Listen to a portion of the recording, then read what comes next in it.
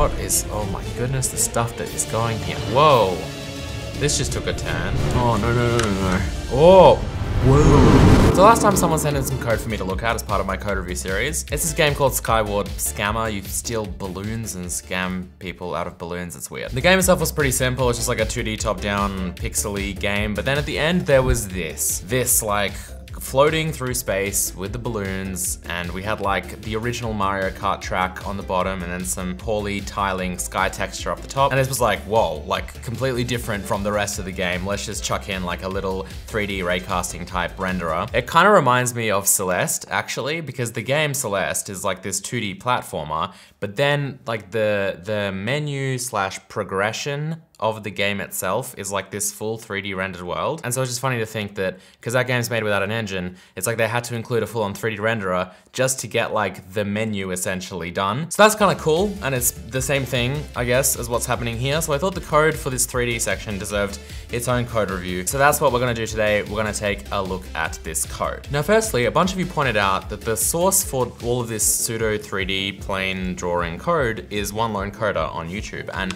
to be fair, so did the author of the original code for the code review. Also mentioned that Javid DX9, I don't know how to pronounce that, was an inspiration. And actually, you can find this exact project and this exact code from a video called Programming Pseudo 3D Planes, aka Mode 7 C++, from him 6 years ago, back in 2018, pretty old. And you can see it's kind of the same effect. In fact, it's the same, I don't know if the sky texture is the same, but the ground texture obviously is the same. It's the original like Mario Kart track. And if you look at some of the code, then you can see that like it's exactly the same. Now this is for like the console game engine, and in fact if we look in, we can probably start to see like there's console game here, and then we've also got console game engine here, so you can start to see like the influence for this actual code itself. But of course it has been adapted because his code is running as part of his console game engine, whereas this is like something separate entirely, and so some of the function calls are different, but the math and everything is pretty much the same. So what I'm not gonna do in this video is explain how the actual pseudo 3D rendering works, because David has done a pretty good job of explaining that in the actual video, which I'll have this video linked in the description below in case you guys want to see like the kind of math, I guess. And he does some experimenting in this video. I watched this video. He does some experimenting in this video as well, as far as like playing with the near clipping planes, far clipping planes, like the frustum itself, and adjusting the field of view, seeing what effect that has to like the rendering. So I recommend you watch this video if you're interested more in this specific topic. What I'm gonna do instead is I'm gonna look through this code from the lens of like a code reviewer / person who I guess writes game engines. And so we're gonna see first of all what I think of the code itself, if there's any issues I have with it, and perhaps some optimizations, improvements we can make. Now, as an exercise to some of you who keep asking me to give you exercises so that you can practice programming, have a look at this function. I'll have this exact file, actually, I'll link in the description below. You basically don't need anything except for this file. Like you don't need the rest of the game, this Skyward Scammer game or whatever, because this function is pretty like self-explanatory. It loads 2 images up here. That's the resources you need. And obviously in this case, it uses like SDL to draw the image. So if we look at game engine draw point, it uses SDL to actually draw like a pixel. But this itself can be implemented completely standalone. So you shouldn't need the rest of this to understand this and potentially spot issues. So just have a look at this and see what you think. Write down some notes, and then you can compare that to what I think in this video and see if some of our things overlap, and maybe you thought of stuff that I didn't, and vice versa. Now, another exercise you can do to improve your programming and math is check out Brilliant.org, the sponsor of this video, because they currently have an amazing 30-day free trial that you can use to explore their entire platform. Brilliant.org is an amazing website filled with lots and lots of really high quality courses on various STEM topics. The short of it is I think they're pretty much the best place on the internet to start learning programming. Because first of all, they don't lock you into a specific language. They instead teach you how to think like a programmer, which I think is really important in the long run and gets you started on the right foot. But then also their courses are super engaging and interactive. They're very visual. They let you like drag these blocks around to learn how a program flows. That way of teaching, I think, is first of all a lot more fun than just watching videos and trying to practice exercises yourself. But then also, in my experience, helps you remember what you're being taught a lot better. And once you have those basics locked down, you can move on to using an actual programming language like Python with, again, the same way of teaching. Math is another thing that Brilliant does super well. And the thing about math is it benefits so much, I think, from being taught visually. So it really does fit in well with Brilliant's teaching style. You can see, for example, with these advanced topics such as calculus, being able to play with these widgets on screen to see how the math is actually working is just such a great way to learn. And as I mentioned, they have a 30-day free trial that you can use to check out their entire platform and see if you like it. Just go to brilliant.org/thecherno, link will be in the description below. And if you do go on to like it, Brilliant have been nice enough to offer 20% off a premium annual subscription with that link below. Huge thank you to brilliant.org as always for sponsoring this video. Okay, so first and foremost, before we start looking at this code, we know that this is like, the way this is rendered, the way this works is it's a victory condition. So if the player wins, it plays this. I've just set player 1 to true so that we can skip the actual game and just go straight into this. So if you're playing along with the original code, you'll have to do that as well. Also just commented out the sound because we don't need that. So this line of code over here, bool result equals victory scene.update. This is of course what is calling this and doing all of the math and everything to display those 3D planes. Now the first thing I want to do before I start looking at the actual code is I want to see how fast it's running, because some of the stuff we're going to talk about today is going to be optimization. We're going to talk about what we can do to make this function faster, and if we have no way of measuring that, then what's the point? So what I usually do around about this time in the video is I open Hazel and I steal a timer from Hazel, and I'm like, oh, I'm just going to take this timer, here it is, because I need a timer so that I can see how long this is taking. So what I did instead today is I thought I would cut that out. Instead, I made a gist on GitHub 19 minutes ago. It's just like timer.h. I'll have a link to it in the description below. It's just this code over here that we can just copy, and it includes just a normal timer that you can call. You can just construct it and then query the elapsed seconds and milliseconds like this. But then it's also got this scope timer thing, which lets you supply a name, and in the destructor you can see it will automatically print out the result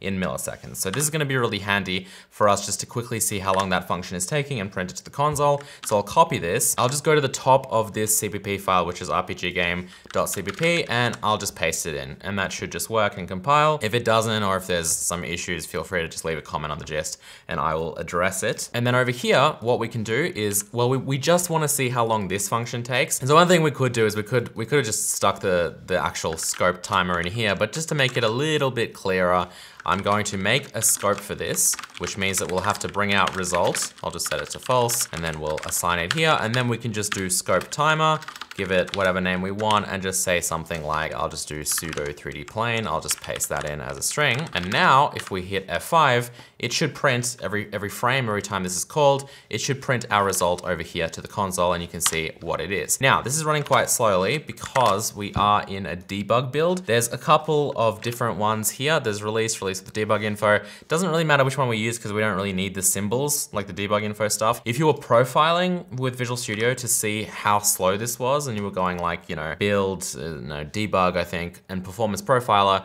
I would do a build with debug info, otherwise you won't get any symbols, you won't see what functions are slow. That's a decent starting point. I don't think we're gonna get too deep into Visual Studio debugging here today. We'll just see what we can spot with our eyes. So I'm just gonna set it to release, and we're gonna build and run this again. Okay, so now you can see it's running a little bit faster. We're at about 23 milliseconds, 22, 23 milliseconds with this. So it is running kind of slowly. I mean, one thing to mention here, I think, is that this is rendering, I think it's around 700 or whatever is the width. If I go back to debug, which we'll use probably a bit more often here just so we can break the debugger and everything. If we go into pseudo 3D plane, I'll just set a breakpoint like over here, for example.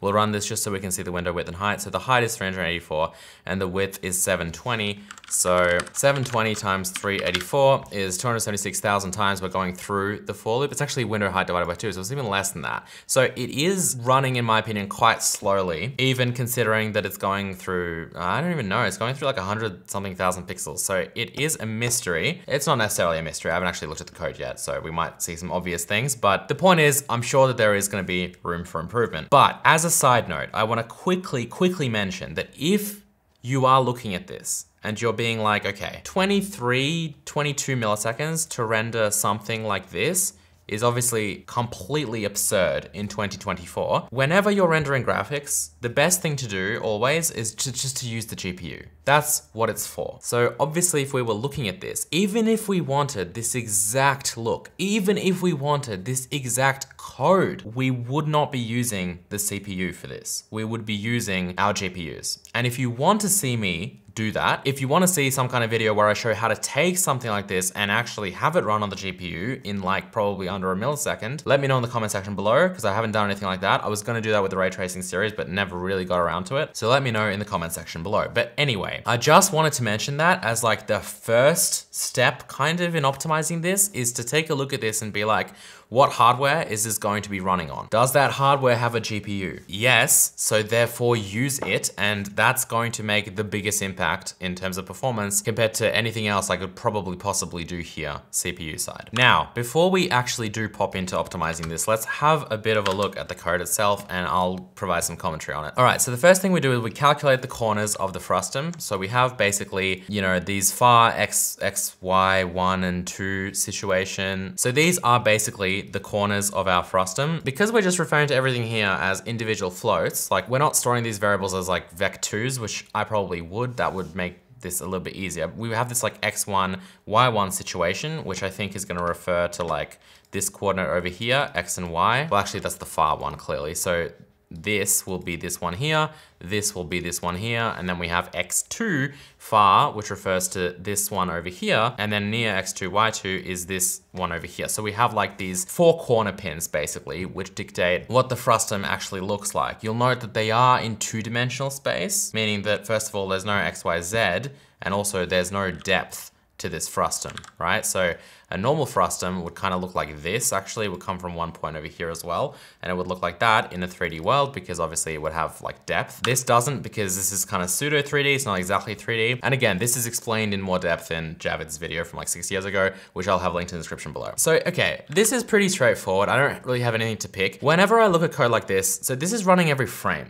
You have to kind of break down this function and think about what is running every frame versus like every pixel. Because obviously the stuff that's in here is running every pixel versus this stuff is running every frame. So that's not too bad, because the thing that does kind of stick out to me a little bit is the use of trigonometry functions, right? So we've got cosine, we've got sine over here. It's also sticking out to me because these are the C versions of the function, so they're not from a library like GLM or a dedicated math library. That always makes me nervous because that means that it's dependent on what compiler toolchain you're using. I prefer using math libraries because they're generally optimized for speed, or at least they can be. They can also take advantage of things like SSE if they need to, and of course if you've configured them to. And also they provide an implementation that you can actually yourself more or less look at that isn't compiler dependent. So I would use something like GLM here, you know, would look like that. It would look the same basically, but it's gonna be using a library such as GLM. That's what we use in Hazel. But otherwise, you could maybe look at caching these values. The reason why is because trigonometry functions can be a little on the slower side, and this, if we have a look at what this is, so this is half of our field of view, which we don't really expect to change, and if it does change, then it wouldn't be something that changes every frame, presumably. And then F-world A is, I believe, our angle, our rotation angle,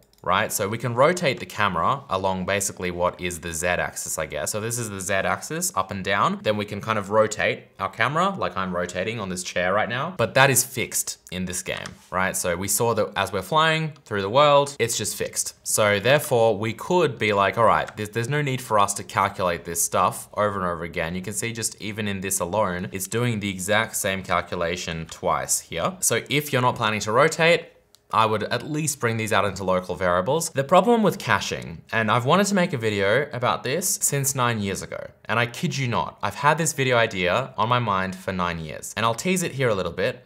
But the point is, intermediate programmers tend to have this thing they do where they're not beginners anymore. They know about caching. They know that you shouldn't just recalculate everything, so let's just cache things. And they tend to go crazy with that. What I mean by that is cache everything.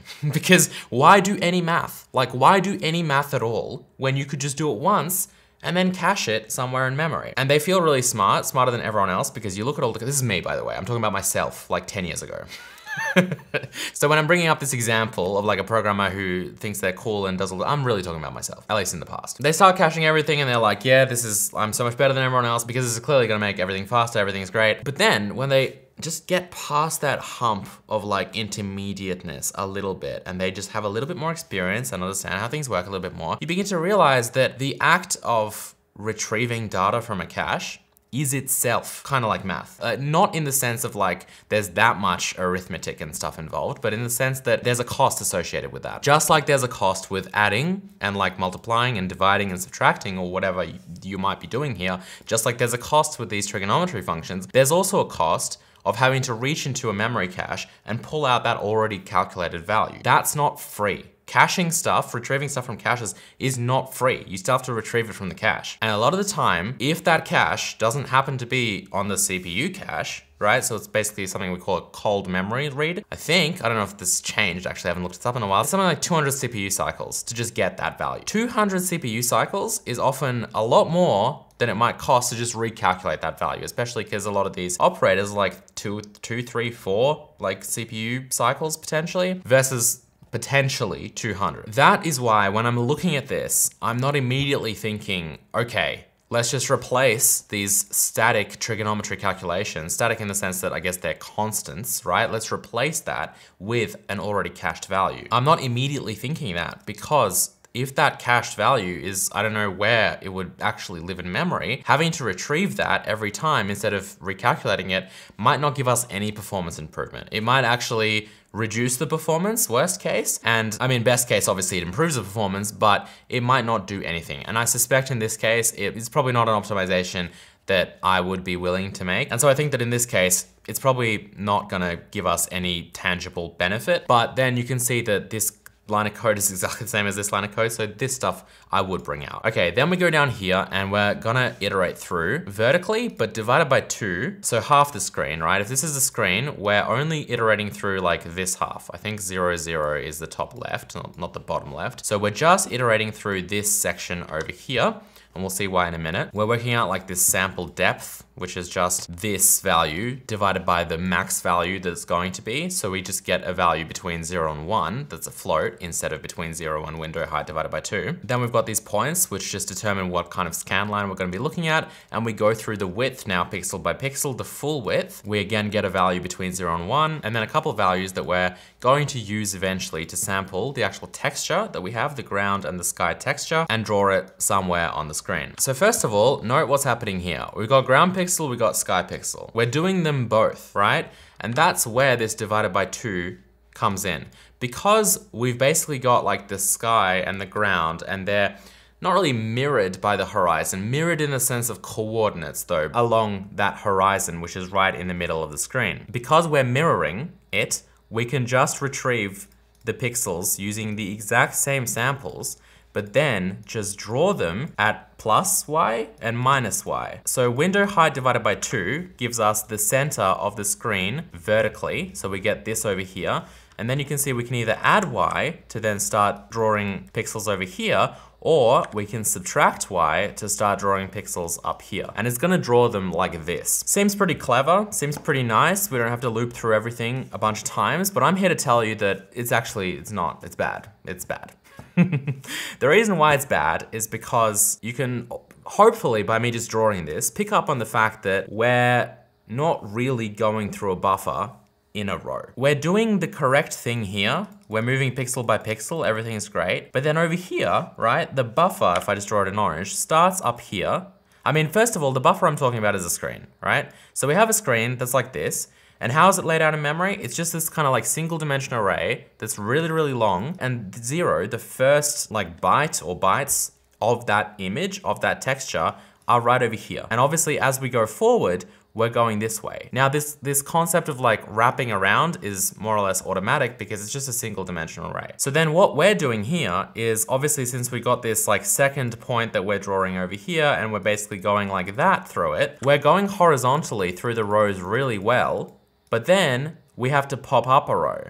And that's obviously, in terms of our single dimension array, means that we're going back. So this, let's just label this as X, might be over here.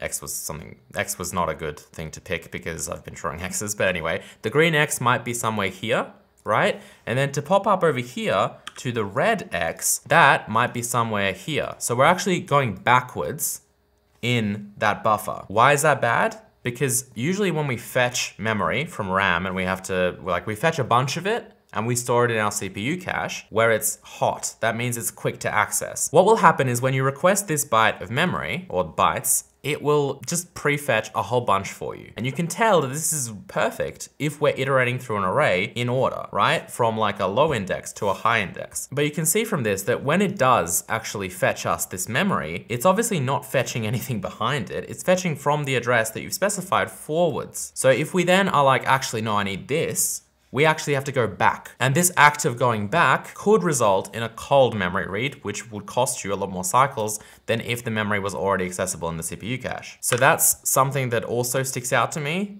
Just like when I see loops like this, especially nested loops that are dealing with pixels, you want to optimize for cache coherency, right? You want to optimize for having all of this data, and I don't just mean the writing the data, I mean reading as well. So we can talk about these textures and where the actual memory for them is located, but this immediately just stands out to me because if we did have a scenario in which we could just iterate through all the screen's pixels like this in order as it appears in the buffer and memory, that would make me feel a lot better about this. Whether or not we'll actually get any tangible benefit if we change that, we'll explore that a little bit later in this video. The other thing, the last thing I'll point out just visually from this that I don't like, in terms of like high priority things that I don't like. Fmod here, because it's unnecessary. That's why I don't like it. What does Fmod do? Well, it's kind of like the modulus operator, right? We have a modulus operator, but we know that that only works for integers in C++. In languages like C#, you can use it on floats, but in C++, if you want to do something like this, which is kind of what's happening here, that's not going to work, right? If this was an integer, then it would work, right? No problems with that. People do that all the time, that works. This doesn't work, just because I guess that operator isn't overloaded for this use case or whatever, so instead we just use a function called mod, does the same thing. Now, I want to also point out that doing a mod with an int versus a float also kind of does different things, because this code over here, you would never really use this because every integer is divisible by 1, which means that your answer would just always be 0 because there's no remainder ever. So this isn't something you'd write. But why would you write this? Because we're just trying to get the remainder of the fraction part of it. Since if it was a whole number, there would be no remainder, right? So 5 mod 1 would just give you 0. If there's something else like 5.5, the remainder is going to be 0.5. So we're essentially just extracting the fractional part of this. Can you think of a different way that we could extract just the fractional part of a float without having to go through the complexity and cost of a function such as fmod? Because fmod obviously will work with anything, right? So it's not as simple as just, it's not just used for I want to extract the fractional part. And the answer is, there's a couple ways. The simplest way, like what I would probably rewrite this code to, is basically just f sample x minus int f sample x. So what this will do is it will cut out the fractional part because I'm casting to an int. So if this was 5.5, then casting this to an int gives me 5. And 5.5 minus 5 is of course 0.5, what I want. If you want to be a little bit more, I don't know, clear maybe, you could use floor instead. I would just cast to an int, honestly. And that's kind of it. And of course, I guess you could rewrite it like that. And that, I actually think, because it's inside the inner loop, will probably give us an actual performance benefit we can see. So let's quickly compare that. Okay, so this is running at like 22, 23 milliseconds with fmod. So let's comment out fmod. Let's compare it with this. Hopefully it will give us the same visual result, of course. So that looks visually the same. And then look at that. We're down to like it's 19, 20, 21 milliseconds instead of like 22, 23. So just something as simple as that gives us this result. Now, while we have this open, one of the things that I pointed out immediately when I saw this for the first time in the last code review video where I took a look at the rest of this code and the game as a whole, was this black line on the horizon. That just immediately stuck out to me. Now, black, like pixels, black lines, stuff like that, the graphics programmer part of me is saying there's probably a nan somewhere. So I would start my investigation by just switching to debug and then putting a breakpoint here and just seeing what we get. Now, nans frequently happen because you divide by 0, and dividing by 0 happens a lot of the time on the very first iteration of a for loop when you set something like y equals 0. So to be honest, we probably don't even need to run this through the debugger to see that we start this by, of course, setting y to 0, and then if we look at f sample depth, that's fine, that's 0, but then if we look at any of these, you can see it says inf and negative inf. So we've got infinity, negative infinity, and if we look at what's going on here, it's because we're dividing by f sample depth, which is 0. So that is what's causing this to basically give us invalid values. And if we have a look at the pixel that I guess we end up writing, it's just 0 here, and that's because, you know, like these variables, as you can see, are like negative nan. We've broken everything. Now, in the original Javid video where he writes all of this, he solves this solves this by just adding like a cyan line in the middle. That was his kind of cheat solution, as he said. We can do something a little bit better than that, because honestly, I didn't really like the look of that cyan line. What we can do is we can just say that if y is 0, which is gonna cause that, let's just use these near points instead, right? So I'll write it like this. I'll just say if y equals 0, else, actually, let's just rewrite it to y greater than 0. That'll be better. I'll bring out all of these floats up here, and then I'll get rid of, in the other branch, of y not being greater than 0, meaning it's 0 or it's negative, but most likely it's just gonna be 0. I mean, it can't be negative in this case. We're just gonna use those near kind of clipping planes. And so if we have a look at that, you can see it's gone from the middle, right? And it's replaced by a line that is kind of almost cyan as well, like it's blue because it's kind of going from the sky, but you can see that it's also got other colors mixed in with it because we're just clamping it to one side of this. Using something like far would probably be better, actually, just because now that I think about this, not in a programming sense, it's the horizon, which is far. So if we look at it now, yeah, I mean, it's kind of a similar result. This is coming from the balloon strings, actually, these brown bits here. But yeah, you can see we've got some white over here, then it transitions into a blue. Anyway, I think it looks a lot better than just a cyan line. Now, speaking of the horizon, in general, this just looks ugly to me. The reason why is because as we get further away from the camera, obviously what's happening is we have a lot less resolution, a lot less fidelity to kind of deal with pixels. Usually in modern 3D pipelines, we would use texture filtering. So we would use something like linear filtering to kind of use lower resolution MIPs or lower resolution versions of the actual texture that have been linearly filtered when they've been downsampled, which will just create a much more kind of smoothy, blurry look that you would much prefer to having very sharp kind of nearest filtering sampling stuff that clearly doesn't have enough sampling resolution to actually show you what's there. And then because it's on an angle like this, anisotropic filtering would be something else that would exist in modern 3D pipelines. However, the best thing, I think the easiest thing we can do here to make this look better would be to introduce some like fog, right? Some like render, kind of like Minecraft Alpha, I'm just thinking of like old school Minecraft. Minecraft does this now as well, but you set like the render distance to like the absolute closest value because your computer sucks, as like me back in 2010. And you just have like this white fog. So black or white fog is something that we can look at. So we will take a look at that in a minute. I'll just slap in some fog and see what it looks like. But first, if we switch back to release, let's just take another look at optimization and performance. So this is about 20 milliseconds or so. Let's just try to maybe, I think the easiest thing we can do is just to not go through this the way that we're going through this. Because again, we're going through this backwards, which might be necessary. Like I'm sure we could restructure some of the math so that we don't have to go through it like this. We'd have to change probably the samples, but at a very, very base level, let's do this instead. When we're iterating through the horizontal scan line from left to right, like we are here, these functions are drawing to the same buffer. So if we look at what draw point does, it does render draw point using this renderer, I'm guessing like onto the screen or something. And the screen is just a buffer of memory. So the problem with these function calls, and what I would say is completely wrecking everything, is not just the fact that we're going like backwards over here, it's the fact that we're kind of jumping between areas of the buffer, right? So this 1 pixel we write over here in the buffer, and then because this is at a completely different location vertically, we're suddenly probably writing somewhere here in the buffer. And then next iteration, we're writing here and here. And so it's just kind of like jumping around the buffer that's really most likely causing an issue here. So I think the simplest thing we could do is just duplicate this for loop, which might sound crazy, but bear with me. Let's duplicate this for loop. And then from this one, I'm gonna remove like the sky, for example. We obviously don't need to work out what the sky pixel is either. And from this one, I'm just gonna remove the ground. So let's get rid of the ground. And so we have like sky and ground in 2 separate loops.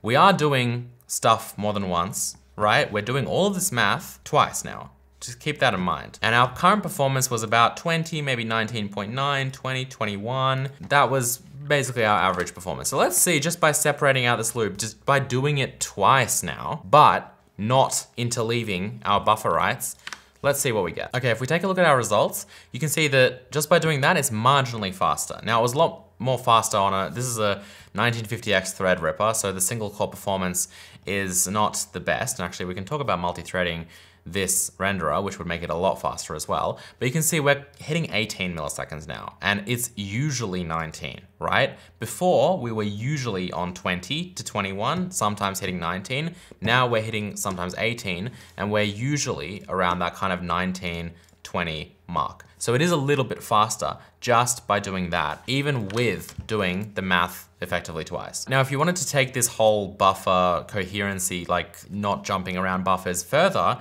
you could also have a look at what you're doing with the actual reading of the textures. Because at the moment, the textures, we have this sky and we have this ground texture, they're two completely separate textures whose buffers are stored, like if we have a look at ground surface, they're just SDL surfaces, and SDL surfaces internally have this pixels buffer. They would be stored in presumably random locations in memory. What we could do is we could create some kind of memory pool or something for the two textures so that they live side by side. You could also look at making like a texture atlas or a sprite sheet out of this, but this is effectively the same thing because the way the textures work in these kind of CPU applications is different to GPU programming. But anyway, having the memory closer together usually tends to improve the performance as well. So I would look at just making sure that all the memory that you access in this function would actually be as close together, if not just contiguous, because that will make things a lot better. Now, finally, let's take a look at the fog, right? So as we get further, I would like to basically just fade, right? So we can fade it to black, we can fade it to white, and that will introduce this element of fog. This is dead simple to do in this current setup because we actually don't have any like vertical walls or anything. So we don't actually need a depth buffer or like a Z buffer. We just purely need to know how deep we are into this. And we obviously know that because we're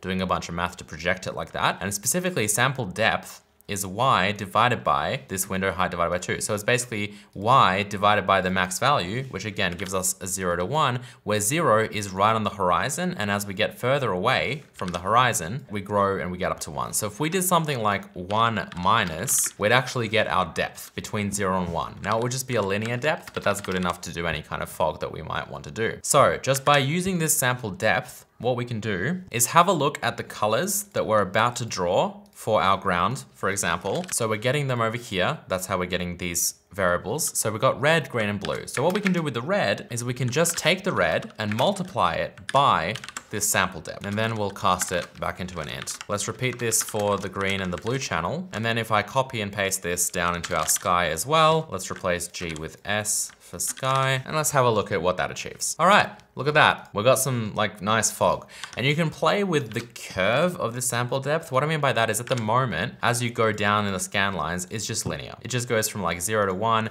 completely linearly. As you progress from, you know, one scan line to the next, it will increase by the same amount. You could try and make this like exponential or like do like a square root of it, do some other curve with it, whatever you might want. Have it start at a particular value instead of immediately, because this actually starts fading to black immediately. So you can see even this is a bit darker, right? You might not want that. So that's something you could definitely experiment with because obviously this is just getting dark way too quick. Now I would also say that fading to black is probably not gonna look as good as fading to white for something like this. So we could fade to white instead. So the strategy of what I would do to fade to white here would be basically linearly interpolate from the color to white. And that's cool because you can actually provide any color you want. And then as the depth increases, you'll kind of blend in, mix in that value that you're aiming for more and more. So if you just Google lerp and then we go down to Wikipedia linear interpolation and we scroll down a little bit, you can see under programming language support that there's this here. That's the imprecise method.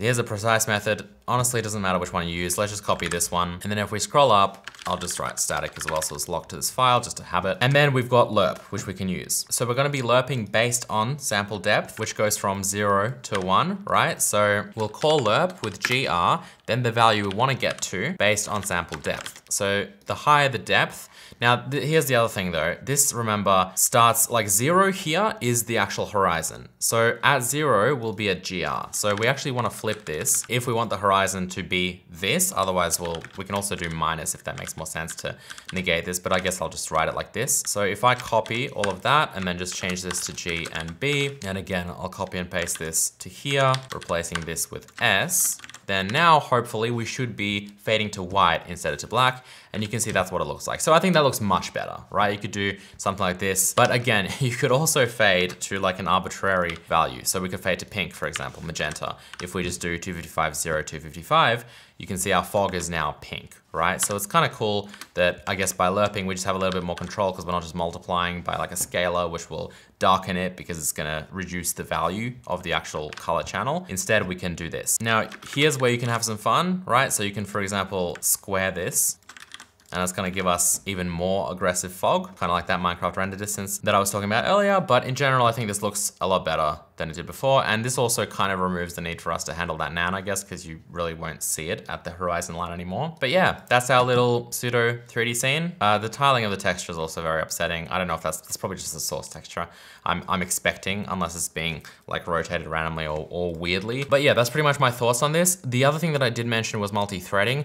Because we're simply like kind of going through this and like the math, I guess, and probably the buffer writes and reads, to be honest, are taking most of the time here. One thing we could try is we could try to, for example, split the screen up into like 4, or at least maybe into like the sky and the ground, kind of like I'm going through, you know, the sky and the ground in separate for loops here because they have nothing to do with each other. And in fact, every single pixel that we calculate here has nothing to do with the neighboring pixel, which is why, again, this works so well on a GPU, because this can just be done in parallel and everything's gonna be much, much, much better, much, much, much faster. We could take regions of this and just offload them to other cores, or like this for loop, maybe these two like X loops could be on different cores, on different threads. We did something really similar in the ray tracing series. I'll try and find that video and have it linked up there. But otherwise, let me know if you guys enjoyed this look and wanna see more stuff like this in the future. Let me know what your thoughts were about this code. I asked you guys in the beginning as like a little exercise to just have a look at this code and see what you think. Did it match up with what I said? Did you think of stuff that I didn't say? Let me know in the comment section below. And finally, if you want to send in your code for me to take a look at, send it in to chernoreview@gmail.com. There will be some instructions in the description below. I'll see you guys next time. Goodbye.